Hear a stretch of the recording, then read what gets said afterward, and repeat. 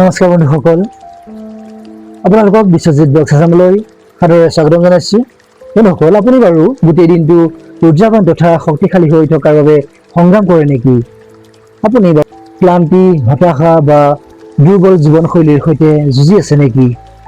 আজি মই 5টা শক্তিশালী অভ্যাসৰ বিষয়ে আলোচনা কৰিম, আপোনাৰ সৈতে শ্বেয়াৰ কৰিম, যিয়ে আপোনাৰ স্বাস্থ্য আৰু শক্তিৰ উন্নতি সাধন কৰিব পাৰিব।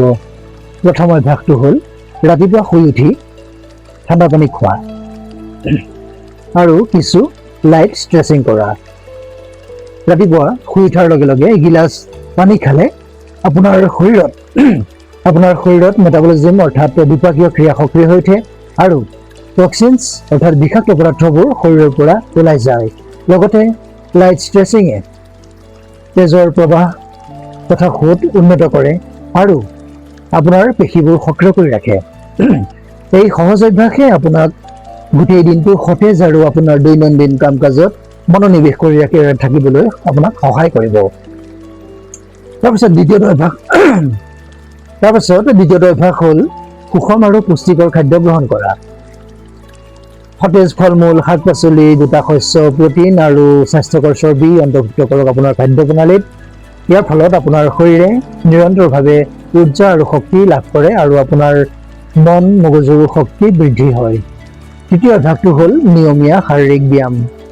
ইয়াৰ বাবে বেছিকৈ আপোনাৰ জিমলৈ যোৱাৰ কোনো প্ৰয়োজন নাই। দৈনিক মাথো 30 মিনিট আপুনি খোজ কাঢ়িব পাৰে। যোগাসন বা ঘৰতে লঘু এক্সাৰচাইজ বা ব্যায়াম কৰিলে যথেষ্ট হয়। এই ব্যায়ামে আমাৰ শৰীৰৰ ৰক্ত সঞ্চালনক উন্নত কৰি তোলে, আমাৰ পেশীবোৰ শক্তিশালী কৰে লগতে আৰু এণ্ডৰফিন হৰমন ৰিলিজ কৰে, যাক আমাৰ হেপী হৰমন বুলিও কোৱা হয়। চতুৰ্থ অভ্যাসটো হ'ল মাইণ্ডফুলনেছ আৰু ইতিবাচক চিন্তাধাৰাৰ অভ্যাস কৰা। ইতিবাচক দৃঢ়তাৰে দিনটো আৰম্ভ কৰক আৰু কেইমিনিটমানৰ বাবে ধ্যান কৰক। ইয়াৰ ফলত আপোনাৰ মানসিক চাপ কমি যাব আৰু আপোনাৰ মনৰ ফ'কাছ, যিটো মেণ্টেল ফ'কাছ হয় তথা মানসিক স্পষ্টতা বৃদ্ধি পাব।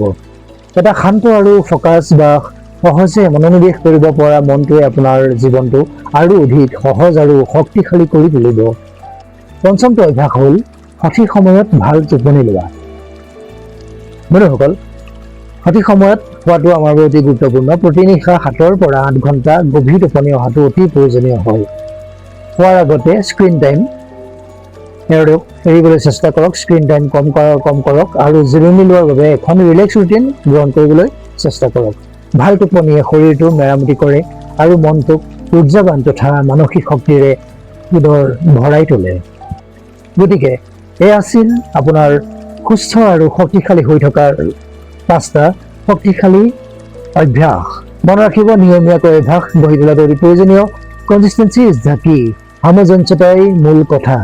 যদি ভিডিঅ'টো ভাল লাগিল তেন্তে লাইক কৰিব আৰু শ্বেয়াৰ কৰিব আপোনাৰ বন্ধু-বান্ধৱী তথা আপোনাৰ পৰিয়ালৰ সৈতে, আৰু লগতে বিশ্বজিৎ ব্লগ চেনেলটো ছাবস্ক্ৰাইব কৰিবলৈ নাপাহৰিব। আকৌ লগ পাম আন এটি সুস্থ আৰু শক্তিশালী এনেধৰণৰ প্ৰেৰণাদায়ক ভিডিঅ'ৰ সৈতে। তেতিয়ালৈকে আপুনি সুস্থ হৈ থাকক, শক্তিশালী হৈ থাকক। ধন্যবাদ।